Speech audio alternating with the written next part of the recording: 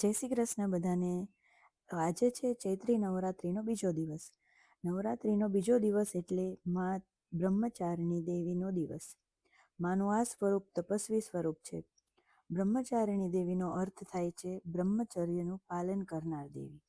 આ શબ્દ બે શબ્દથી બનેલો છે. બ્રહ્મ એટલે કે તપ અને ચર્ય એટલે તેમાં વિહાર કરનાર.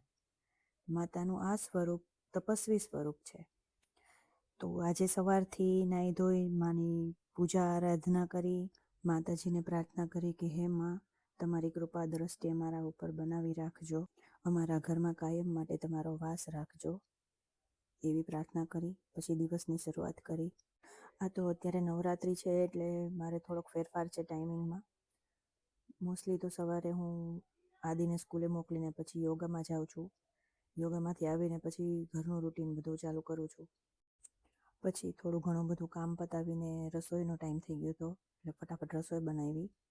મારે તો ઉપવાસ છે નવરાત્રિના, બીજા બધા માટે રસોઈ બનાવવાની હતી તો ફટાફટ રસોઈ બનાવી. પછી બધાનું જમવાનું પતાવ્યું. સાથે સાથે પ્લેટફોર્મને બધું ક્લીન કરતી હતી કેમ કે આજે મારે થોડુંક કામ હતું, હોસ્પિટલ જવાનું હતું એટલે મારે 3:30 નીકળી જવાનું હતું ઘરેથી. બધું કામ પતાવીને ફટાફટ સાડી ચેન્જ કરી કેમ કે ત્યાં સાડી પહેરીને નહોતું જવું મારે. સાડી ચેન્જ કરીને પછી રેડી થઈને હું હોસ્પિટલ જવા નીકળી ગઈ હતી. હોસ્પિટલથી આવીને થોડીક વાર બેઠી, ત્યાં પાછો સાંજની દીવાબત્તી અને આરતીનો ટાઈમ થઈ ગયો હતો. અને હા, જો તમને લોકોને મારા વિડીયોઝ ગમતા હોય તો પ્લીઝ મારી ચેનલને સબસ્ક્રાઈબ કરજો, મારા વિડીયોઝને લાઈક કરજો અને તમારા ફ્રેન્ડ સાથે શેર કરજો. જય શ્રી કૃષ્ણ બધાને. ફરી પાછા મળીશું.